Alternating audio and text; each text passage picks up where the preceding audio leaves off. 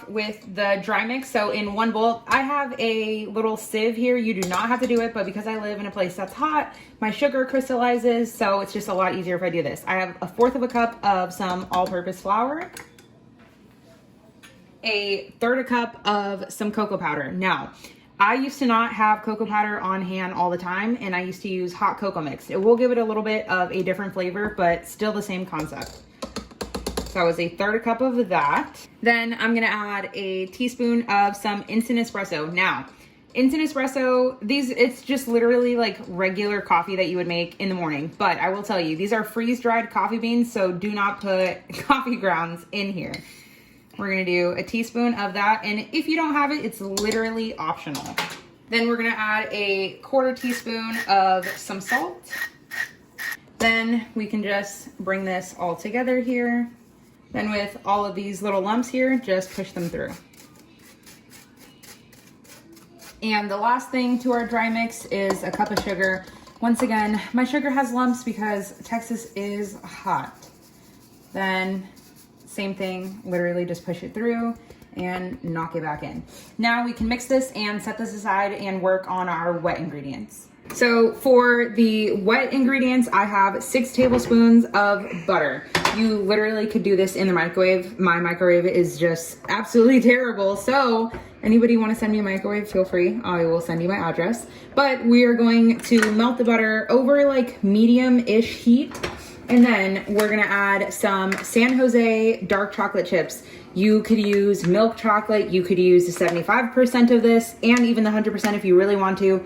This one's pretty much my favorite for baking because it's super neutral, not too bitter, not too sweet. Super good. You guys hear me talk about them all the time. You guys have to check them out. They are amazing.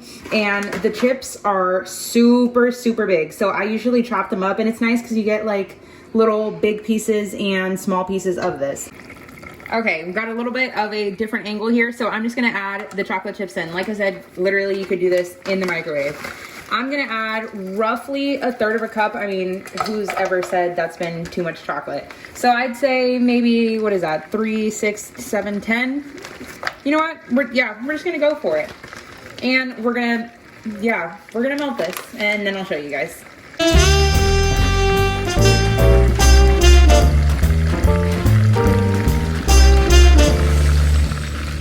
So you don't want everything to get too hot. We're just going to smash the little chocolate pieces. Now, of course, I'm using a nonstick pan. I highly recommend a nonstick pan because, trust me, everything else will get stuck to it. Your butter will burn super quickly.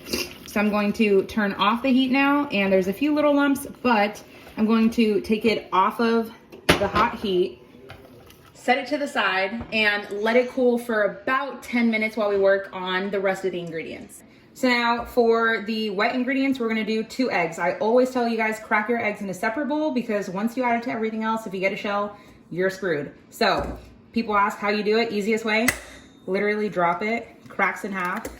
There you go, absolutely no shell. Next one, hit it hard, press, there you go. Then to the eggs, I see that there is no shell. I'm going to take my same whisk. Shout out to my mom for getting me this, thank you. Because we're gonna add some bourbon to it. Now, they wouldn't be bourbon brownies without it, but it is optional. You could use, I don't know, brandy, Crown, I don't know, something brown and good. So I'm gonna use this one. Any brand that you have works. It smells super strong. We're gonna do 3 tablespoons. 1, 2, and 3.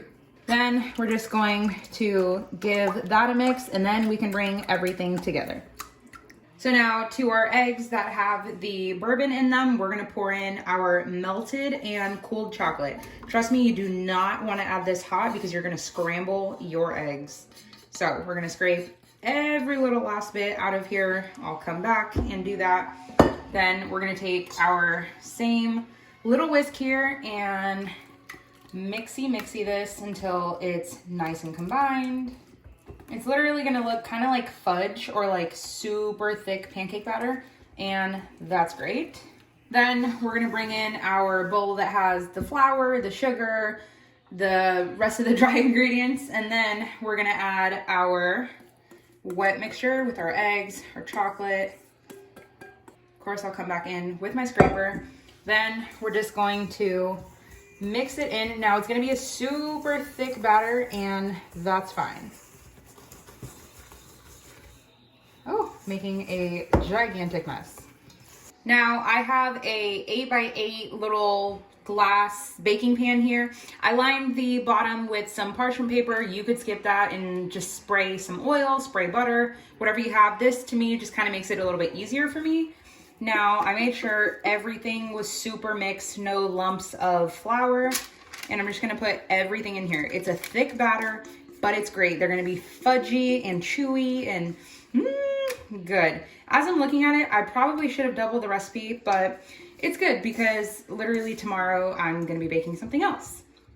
So we're gonna scrape every last little bit here, and it's just me and the fams eating it. We're just gonna scrape. Okay, then we're going to go around the pan just a little bit, starting kind of from the middle just to make sure everything is pretty even, roughly even. We're not trying to be super perfect here. Then it looks pretty good. Then we can add our nuts. Then to the brownies, I'm gonna add walnuts. You could add pecans, you could do almonds, really whatever you have, maybe peanuts. I don't know how I feel about that. But I'm going to literally just load the top with them. And once you put them on there, you want to press down a bit because or else they'll just sit there and not really grab the brownie batter. And you could have mixed it in as well too, but that's just extra work. So knock off everything. And that looks pretty good. Now I have my oven preheated to 350. We're gonna throw this in for about 15 minutes and check on it. It's gonna depend on, this is a light baking sheet or baking tray because it's silver. This is fun. This is clear. It's gonna take a little bit less than it would on a dark pan. So we're gonna check it after 15 minutes. Okay, I know you guys cannot really see what's going on in there. It's been 15 minutes, but they need a little bit longer, so I'm setting the timer for 10 more minutes. After the additional 10 minutes, on camera it actually looks like it's done, but the edges are pretty firm, but the inside is still really soft. Of course, you could test it with a toothpick, but just by eye, I can already tell that it's gonna need longer. So I'm gonna keep going by increments of 10 minutes just to make sure I don't mess it up. The nuts look so good on camera. But yeah, okay, so edges are getting there. And of course it is gonna firm up as it cools, but you don't want it to be soupy in the middle. So we're gonna throw it in for another 10. Okay, after those 10 minutes, they look good. They're fully baked on the outside, nice and tender in the inside, but fully cooked. Now we have to let this cool. I'm going to just kind of scrape this little side here and this little side where the parchment paper didn't reach, just to make sure it didn't stick, but I'm like 100% sure it didn't. Then we're gonna take it out and let it cool for about 15 minutes.